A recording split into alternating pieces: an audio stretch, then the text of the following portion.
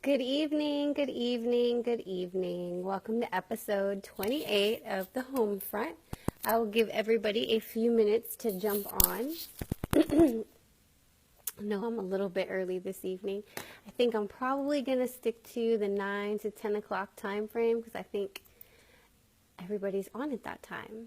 Make sure you let me know if you've jumped on so I can say hello. What's up, Roy? Thank you for joining. I will give everybody a few seconds here.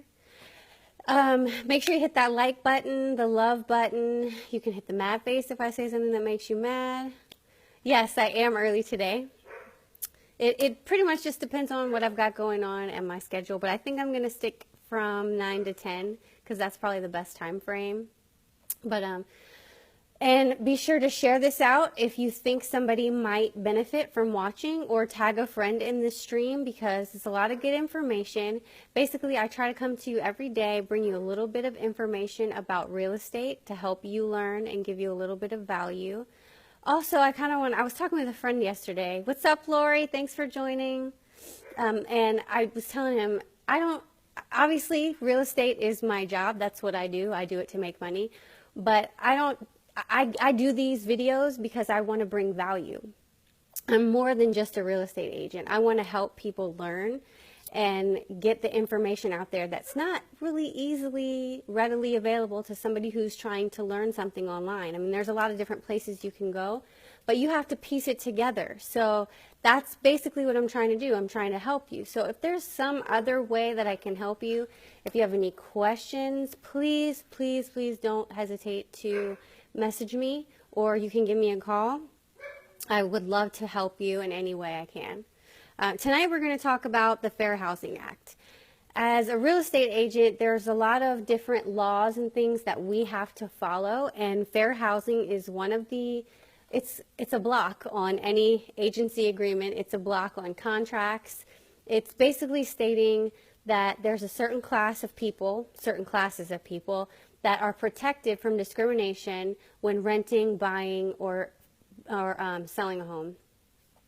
And I'm going to read to you the definition. It says the prohibitions specifically cover discrimination because of race, color, national origin, religion, sex, disability, and familial status, which is the presence of children. So there's a whole lot of things that it protects against, and I'll go ahead and read it. So if you have any questions, just jump on and ask. I would love to stop and kind of explain things. But these classes of people are protected as far as a refusal to rent or sell or negotiate, making housing unavailable, denying a home, denying or setting different terms and conditions or privileges for the sale or rental of a home, providing different housing services or facilities, falsely denying housing is available for an inspection, sale, or rental, or profiting for profit, persuading owners to sell or rent, which is also called blockbusting. Real quick, I'm going to say what's up to Tyrell. Thank you for jumping on. Thank you, Ben, for jumping on. Tonight we are talking about fair housing and how it impacts you when you're looking for a home, whether it be buying, selling, or renting.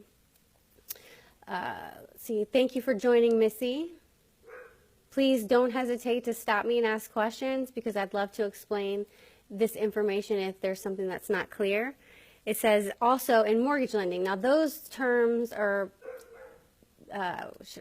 those rules apply as far as using a broker. You're not allowed to deny access or membership in a facility or service related to the sale or rental of housing.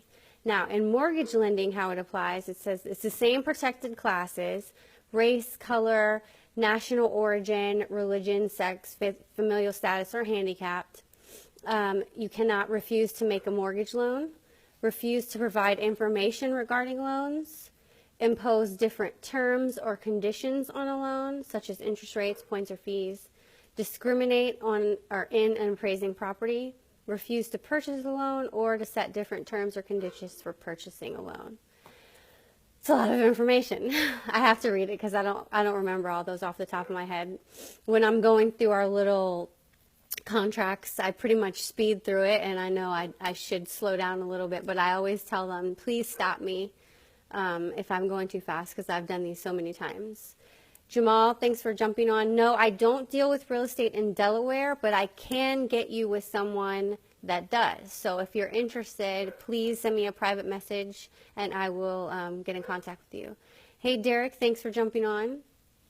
Let's see. In addition, it is also illegal for anyone to threaten, coerce, intimidate, or interfere with anyone who's exercising a fair housing right or assisting with others with a fair exercising that right.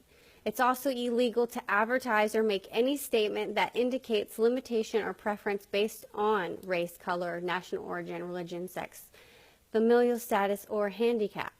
It says the prohibition against discriminatory advertising applies to single-family, owner-occupied housing that otherwise would be exempt from the Fair Housing Act. So there are, it says, now I'll give you a couple things landlords are not allowed to do. They're not allowed to refuse to let you make reasonable modifications to the house or common use areas at your own expense if necessary for a disabled person. Let's see. You're also not, landlords are not allowed to refuse to make reasonable accommodation in rules, policies, practices, or services if necessary for a disabled to use housing. There's a couple of examples I want to give you too, because it easily will more easily explain it. For example, in a building that doesn't allow pets, there must allow a visually impaired tenant to keep a guide dog. So there are certain rules that even if the building itself doesn't allow pets, they still have to allow it for the person with a disability.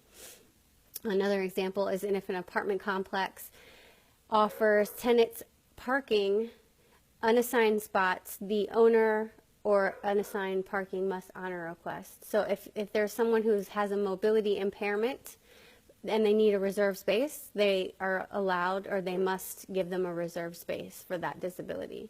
It said, however, housing need not be made available to a person who is a direct threat of health or safety to others. So it's just a protected class. Basically, there's how many categories? Race, color, religion, sex, race, color, religion, origin, sex, familial status, or handicap. There's about 5 or 6 classes of people that are protected within this Fair Housing Act, and that's a federal law, and we always have to disclose that information when we get started working with someone. It's very important, which, like I said, there are many rules and policies that we have to follow as agents, and I'm going to do a little bit on each one of them so you guys kind of have an understanding of why we say all the things that we do. If you have had a problem and you think your rights have been violated, you can contact your Housing Discrimination Complaint Office or the HUD office nearest you. You're going to fill out a complaint form. And if you have any questions and you want to get more information, please feel free to reach out to me. What's up, Mark? Thanks for jumping on. But basically, that's fair housing in a nutshell, and it's very important that you understand it, because and surprisingly, I forget the percentage, but I want to say it's around 50% of the violations that come from rentals. And I want to say it might be fair housing, but there are a lot of issues. We have to be very careful as agents to make sure we disclose and we're very clear.